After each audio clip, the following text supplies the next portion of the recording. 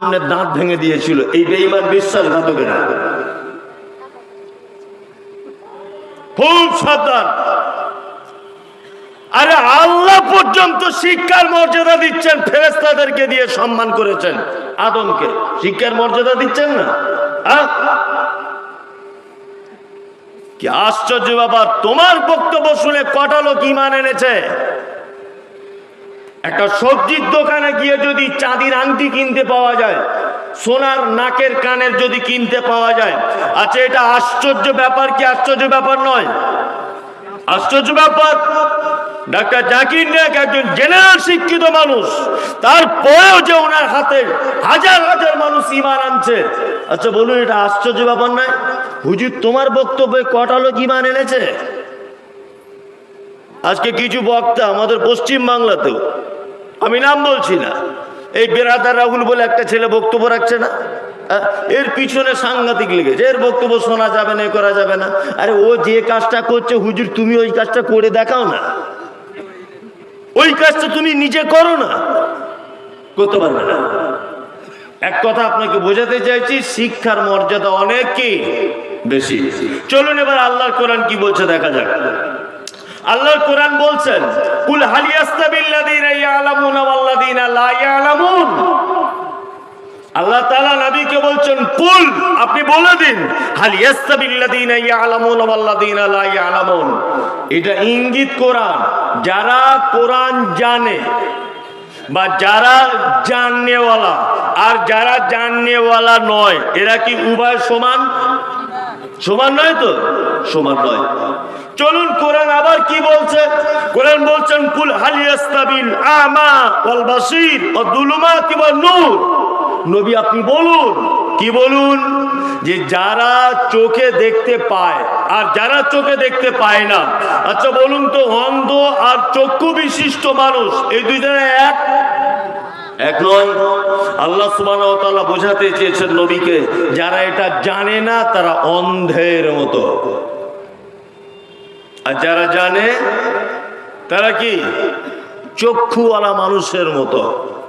আপনার কাছে খুব বিনীত অনুরোধ, আপনি অবশ্যই এই কোরআন মাজিদটাকে একবার লক্ষ্য রাখবেন। আরবিতে যদি পড়ার সময় নাও পান, বয়স হয়ে গেছে, একটা বাংলাতে অন্তত পক্ষে কিনে রাখবেন ইনশাল্লাহ। ইনশাল্লাহ বলুন না। এইখানে দোকানে যদি বিক্রি হয় কিনে রাখবেন, অবশ্যই এটা জানার প্রয়োজন আছে, জানুন এটাকে। আল্লাহ সুবহানাহু ওয়া তাআলা মুমিনদের গুণ কি বলছেন এবার আমি বলে দিয়ে বক্তব্য শেষ করে দিব।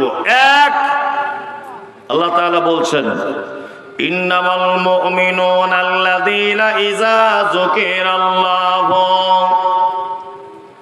ওয়াজিলাত কুলুবুহুম ওয়া ইযা তুলিয়াত আলাইহিম আয়াতুহু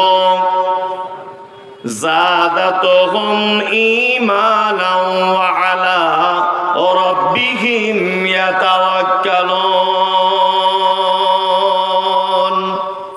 মুমিনদের এক নম্বরের গুণ আল্লাহ তাআলা বলছেন, ইন্নামাল মুমিনুনা আল্লাযীনা ইযা যুকিরাল্লাহ ওয়াজিলাত কুলুবুহুম। আল্লাহু আকবার। মুমিন তো প্রকৃতপক্ষে তারাই, কারা?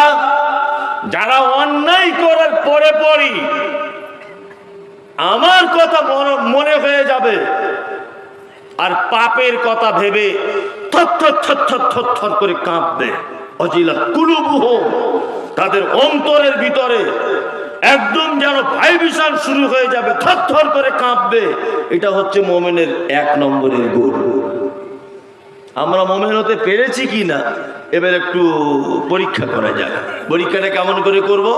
এই দেখুন আপনাকে বলছি, দেখবেন কিছু ইয়াং জেনারেশন এখন চলছে, সারাদিন পাবজি ফ্রি ফায়ার গেম খেলে, এই ডান দিকে যাও, এই গুলি করে দাও, এই পালিয়ে যাচ্ছে, আন্দাজ এরকম করছে দেখছেন রাস্তাঘাটে দাঁড়িয়ে। মানে ওদের কলকাতা গোবরা হসপিটালে ভর্তি করতে হবে খুব তাড়াতাড়ি, পাগলা গারদে দিতে হবে ওদেরকে। কি বলে বুঝলেন? সারা রাত। আর দিনের বেলা পাবজি, আর রাতের বেলা হেডফোন লাগিয়ে এখানে ওখানে, হ্যাঁ বলো, হ্যাঁ বলো, শুনছি, বলো। হ্যাঁ বলো, কি রে ভাত খেয়েছ আজকে? কখন গোসল করেছো? মানে বুঝে নেন আপনি কাকে বলতে চাইছো। এইটা যে গল্প করলো নোংরা ভাষাতে বা ভিডিও কল করে তাকে দেখলো, এইটা নিজে দেখার পরে আবার সকালবেলাতে নিজের বন্ধুকে ডেকে বলছে, এই দেখ কাল রাতে সাবিনাকে ভিডিও কল করেছিলাম, ঘটনা দেখ শুধু। বলছে কি বলছে না?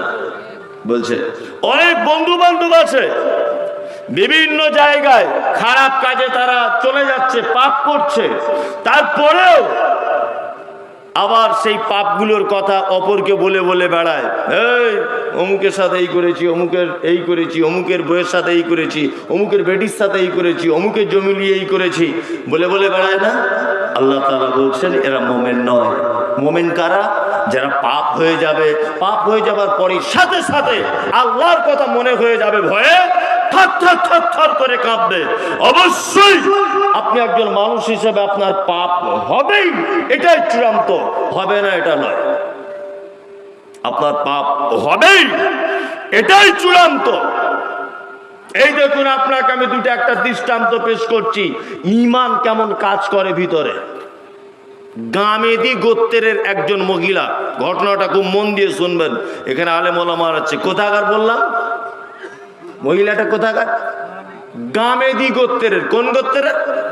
গামেদি গোত্রের একজন মহিলা আল্লাহ নবী সাল্লাল্লাহু আলাইহি ওয়াসাল্লামের কাছে এসেছেন। এসে বলছেন, ফাতাহিরনি, আল্লাহর নবী আপনি একটু আমাকে পবিত্র করে দেন। আল্লাহ রাসূল মুখ ফিরিয়ে নিলেন। মহিলাটি আবার ওই মুখ ফিরানোর দিকে এসে বলছেন, আল্লাহর নবী আপনি আমাকে একটু পবিত্র করে দেন। আল্লাহ রাসূল আবার মুখটা ঘুরিয়ে দিলেন। তখন আল্লাহ রাসূলকে বলছেন মহিলাটি, আপনি কি মাইজ ইবনে মালিকের মতো আমাকে ফেরত দিতে চাইছেন? আল্লাহ নবী তখন বলছেন, মহিলা কিসের কারণে তোমাকে পবিত্র করব বলো। তখন মহিলা বলছেন, আল্লাহর নবী যেটা মানুষ বৈধভাবে করে সেটা আমি অবৈধভাবে করেছি, আমি জেনা করেছি। শুধু জেনা করিনি, আমার পেটে দেখুন বাচ্চা চলে এসেছে। আল্লাহ আল্লাহর নবী মহিলাটিকে বলছেন, মহিলা তুমি কি জানো, তুমি কি জানো যে বিবাহের পরে যদি কেউ ব্যভিচার করে তার সাজা কি? মহিলা বলছেন, আল্লাহর নবী অবশ্যই আমি জানি, তবে আমি এটাও শুনেছি আপনার মুখে কি কিয়ামতের মাঠে যদি কোনো মানুষকে একদিন যদি দাঁড়িয়ে থাকতে বলা হয়, সেই দিনটা হবে 50,000 বছরের সমান। কোনো মানুষকে যদি একদিন যদি জাহান্নামের ভিতরে নিক্ষেপ করা হয়, সেই দিনটা হবে 50,000 বছরের সমান। আল্লাহর নবী আমি সব জানি, তারপরেও বলছি যেটা কোরআনের সাজা আছে ওই সাজাটা আপনি আমাকে দিয়ে দেন। দুনিয়াতে হয়তো ক্ষণিকের জন্য সাজা পাবো, কিন্তু আল্লাহ দরবারে গিয়ে বেঁচে যাব। মহিলাকে আল্লাহ নবী সাল্লাল্লাহু আলাইহি ওয়াসাল্লাম বলছেন, বাড়ি চলে যাও, যাও বাড়ি যাও, বাড়ি চলে যাও। তোমার বাচ্চা হবে, যতদিন দুধ পান করবে ততদিন দুধ পান করাও। তোমার বাচ্চা দুধ ছেড়ে দিয়ে রুটি খেতে শিখবে, তারপরে তুমি আমার কাছে আবার আসবে। বিশ্বনবী বাড়িতে হঠাৎ করে মহিলার আগমন, এসে আল্লাহর নবীকে বলছেন, আল্লাহর নবী ওই সেই মহিলাটা আমি যাকে আপনি তাড়িয়ে দিয়েছিলেন, এই দেখুন আমার বাচ্চা রুটি খেতে শিখে গেছে। আপনি ভাবতে পারছেন তাদের ঈমানটা কেমন? আপনি ভাবতে পারছেন ঈমানটা কেমন? এই দেখুন আল্লাহর নবী আমার বাচ্চার হাতে রুটি, এই দেখুন রুটি খেতে শিখে গেছে, আপনি দয়া করে এবার আমার সাজাটা দিয়ে দেন। আল্লাহু আকবার। সাজা হচ্ছে, কোলের বাচ্চাটা দিয়ে দিলেন অন্য একজনের কাছে, ফাঁকা ময়দানে চলে যাচ্ছে। আল্লাহর কোরআনের ভাষা হচ্ছে মোমেন। কোন বিবাহিত নারী পুরুষকে যদি কোমর পর্যন্ত পুঁতে যখন সাজা দিবে ফাঁকা ময়দানে প্রকাশ্যে, আল্লাহ মোমেনদের ব্যাপারে বলছে, মোমেন তোমাদের যেন মনে দয়াটুকু যেন না হয় যারা বিবাহের পরে জেনা ব্যভিচারে লিপ্ত হয়, এদেরকে পাথর মারতে তোমাদের মনে যেন দয়াটুকু না হয়। এরকম আসামি আমরা আছি না? অনেক রয়েছি, অনেক আসামি রয়েছে আমরা এখানে, কিন্তু ধরা পড়িনি। তাই মহিলাটিকে কোমর পর্যন্ত পুঁতে দেওয়া হলো। সব পাথর মারছে, পাথর।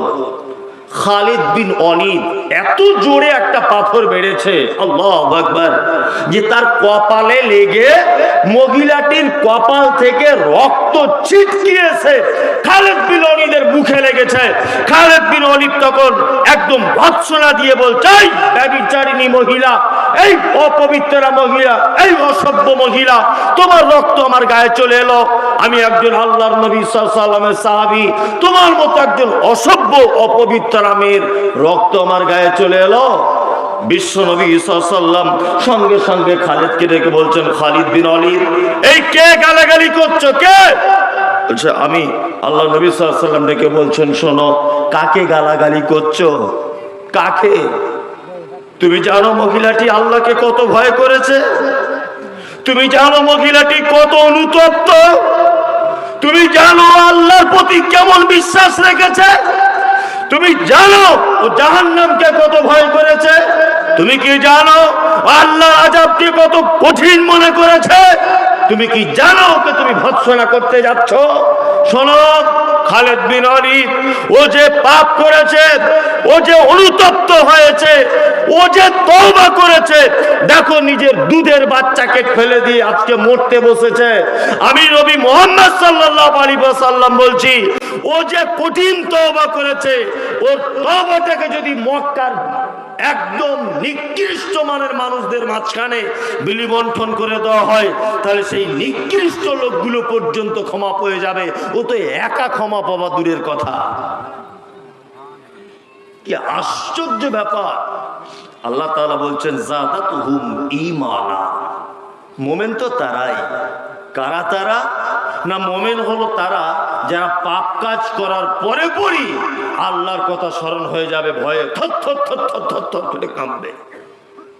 অবশ্যই আপনি পাপ করুন, আমি করতে আদেশ করছি না, আপনার পক্ষে হওয়া সম্ভব। আপনি একজন মানুষ, আসরের সময় পাপ করেছেন, একটু জোহর পর্যন্ত টাইমটা নিয়ে আল্লাহর কাছে বলুন না, আল্লাহ, পাপ করেছি, পৃথিবীর কেউ জানে না, তুমি জানো, তুমি আমার পাপ ক্ষমা করে দাও। এটা কি তার কাছে একটু বলা যায় কি যায় না? যায়, যায়। আপনি কার উম্মত এটা আপনি ভাবতে পাচ্ছেন? আল্লাহু আকবার। গোটা কিয়ামতের মাঠ, ইয়া নাফসি ইয়া নাফসি ইয়া নাফসি, গোটা কিয়ামতের মাঠ, ইয়া নাফসি ইয়া নাফসি। নবীরা পর্যন্ত ইয়া নাফসি ইয়া নাফসি, কে আল্লাহ, আমার নাফসের কি হবে, আমার নিজের কি হবে? একজন মানুষ বলবেন, ইয়া উম্মতি ইয়া উম্মতি, হে আল্লাহ, আমার উম্মতের কি হবে? তিনি হচ্ছেন বিশ্ব নবী মুহাম্মদুর রাসূলুল্লাহ সাল্লাল্লাহু আলাইহি ওয়াসাল্লাম।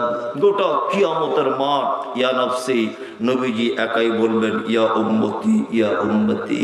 আল্লাহ, আমার উম্মতের কি হবে, আল্লাহ, আমার উম্মতের কি হবে? এইরকম একটা চূড়ান্ত নবীর উম্মত হওয়ার পরেও আপনার ভিতরে মুমিনের এই গুণটা থাকতেই হবে।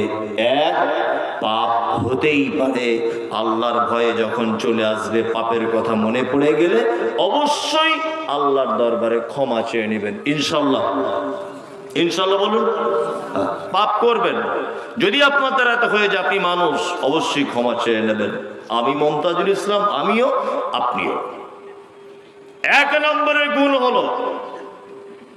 দ্বিতীয় নম্বরের গুণ, আয়াতুহুম যাদাতুহুম ঈমানাও ওয়া আলা রাব্বিহিম ইয়াতাওয়াক্কালুন। আল্লাহ বলে, মুমিনের দ্বিতীয় নম্বরের গুণ হলো, তারা হলো মুমিন। কারা? তারা যাদের সামনে আয়াতুহু যাদাতুহুম ঈমানাও ওয়া আলা রাব্বিহিম ইয়াতাওয়াক্কালুন। তাদের কাছে যখন আমার নিদর্শনাবলীকে পেশ করে দেওয়া হবে, আমার নিদর্শনাবলী যখন বলে দেওয়া হবে, আমার নিদর্শনাবলী যখন তুলে ধরা হবে, তাদের ঈমানটা বেড়ে যাবে। এটা হচ্ছে একটা মুমিনের দ্বিতীয় নম্বরের গুণ। আচ্ছা, আল্লাহ আমাদের সৃষ্টিকর্তা, ইয়েস নো, কোনটা? বিশ্বাস আছে? আছে। আল্লাহর নিদর্শনাবলী দেখে আপনার চোখ দিয়ে পানি চলে আসে না? আল্লাহু আকবার। আমি কিছুদিন আগে আপনারা মোবাইলে হয়তো দেখেছেন, আমি দার্জিলিং বেড়াতে গিয়েছিলাম সপরিবারে। তো আমি দার্জিলিংয়ে গিয়ে আমি 3 থেকে 4 ঘন্টা কথা বলতে পারিনি। আমি নিজের কথা বলছি, কথাই বলতে পারিনি। আমার মুখে কথা বার হয়নি। তা আমার সঙ্গে যারা গেছে তারা বারবার বলছে যে মমতাজুল ভাই তুমি কথা কেন বলছো না? আমি যে কি করে কথা বলবো, কথা বলার তো জায়গা নেই। আল্লাহু আকবার, কি পাহাড়, পাহাড়ের বুক চিড়ে ঝর্ণা, কে এটা সৃষ্টি করলো? কে শুকনো জায়গা থেকে কে পানি দিয়ে দিল? আপনি আল্লাহ থেকে দূরে আছেন কেন? এটা তো আমার মাথায় ঢোকে না। আপনি স্রষ্টার সঙ্গে আপনার যোগাযোগ নেই কেন? আল্লাহু আকবার, আল্লাহ আপনাকে কত আদর করে দেখুন, শুধু কত আদর করে। আচ্ছা বলুন তো, একটা গরুর যদি বাচ্চা হয় হাঁটতে টাইম লাগে কতদিন? একজন বলছে 1 মাস, মানে কিচ্ছু জানে না, বলছে 1 মাস। 5 মিনিট লাগে, তাই না? 5 মিনিট লাগে। 5 মিনিট লাগে কেন? আল্লাহ জানে। কি জানে? যে ওর নানি দাদি কেউ নেই, খালা ফুফু কেউ নেই, ওর আগে আগেই পা দিয়ে দিতে হবে রেডি করে। আচ্ছা বলুন তো, একটা মানুষের বাচ্চা হলে টাইম লাগে কতদিন হাঁটতে? মিনিমাম 1.5 বছর বা 1 বছর। কেন ভেবে দেখেছেন কোনোদিন? আল্লাহ কত মহব্বত করেন আমাদেরকে। আল্লাহ জানে তো দাদি আছে, নানি আছে, মামা মামি, নানা নানি, তোর আব্বা মা 1.5 বছর যাবত তোকে শুধু কোলে করে আমি ঘোরাবো। আল্লাহু আকবার, 1.5 বছর তোকে শুধু কোলে আদর খাওয়াবো আমি। কি সৃষ্টি! আল্লাহ বলছে আয়াতুহু, আমার নিদর্শনাবলী দেখে তারা কি করবে? তাদের ঈমান বেড়ে যাবে। আল্লাহু আকবার, কি নিদর্শনাবলী! আচ্ছা বলুন তো, একটা হাঁসের বাচ্চা জন্মের পরে প্রথমে সুইমিং পুলে ভর্তি হয়, সাঁতার কাটা শেখে, তারপর পানিতে নামে। তাহলে ও এমনিতেই সাঁতার কাটতে শিখে যায়, তাই না? এমনিতে ওকে কেউ শেখাতে হয় না, হয় না, একদম কেউ শেখাতে হয় না ওকে। একটা মুরগির বাচ্চা মায়ের ডিম থেকে উঠেছে। আচ্ছা জীবনে দেখেছেন মুরগির বাচ্চাটা আস্তে আস্তে আস্তে আস্তে পানিতে গিয়ে সাঁতার কাটছে? দেখেছেন? কে বলে দিল ওকে তোর পানিতে নামা যাবে না, তুই মরে যাবি? আর হাঁসকেই বা কে বলে দিল যে তুই পানিতে চলে যা, গিয়ে সাঁতার কাটবি? কে বলে দিল এটা? গরুর বাচ্চা হলো, গরুর বাচ্চা তার মাকে কাঁদতে কাঁদতে বলছে নিজের ভাষায়, মা আমি তো হলাম, গায়ে তো ধুলোবালি, এবার কি করব? বলছে দাঁড়া, তোর নানি দাদি কেউ নেই, তাই কি হয়েছে? আমি তো জিভ দিয়ে গাগুলো চেটে দেবো। চ্যাট চ্যাট চ্যাট চ্যাট করে চাটে না, চেটে গোটা শরীর পরিষ্কার হয়ে গেল। তারপরে ওর মাকে বলছে, মা এবার তো একটু দুধ খাবো। বাচ্চাদের দুধের প্রয়োজন হয় না? একটু দুধ খাবো মা। তো বলছে ঠিক আছে, আস্তে করে দাঁড়িয়ে গেল, ধস করে পড়ে গেল। ওর মা বলছে একবারে হবে না, আবার ওঠ, আবার উঠে দাঁড়া। আবার উঠেছে, থরথর করে কাঁপছে, ধস করে আবার পড়ে গেল। বলছে আবার ওঠ, উঠে দাঁড়ালো কাঁপতে কাঁপতে। বলছে এবার কোথায় দুধ পাবো মা, কোথায় দুধ পাবো? বলছে আমার পিছনের দিকে যা, বাঁট ঝুলছে, যা টান। পিছনে বাঁটটা ধরে চুপচুপ করে টানছে আর বলছে নিজের ভাষাতে মাকে, মা তুমি যে বললে দুধ পাবো, কই দুধ আসছে না তো? বলছে ওরে খ্যাপা, আমি জীবনের প্রথম মা হয়েছি, দুধের রাস্তা ক্লিয়ার নেই, এই জন্য তুই মাঝে সাঝে টানবি আর এইরকম করে গুঁতো মারবি। গরুর বাছুর, ছাগলের বাছুর দুধ টানতে টানতে গুঁতো মারেন এরকম করে? কে শেখালো গুঁতো মারতে হবে? কে? আল্লাহ আল্লাহ আল্লাহ। আল্লাহ বলছে যাদাতুহুম ঈমানাও ওয়া আলা রাব্বিহিম ইয়াতাওয়াক্কালুন।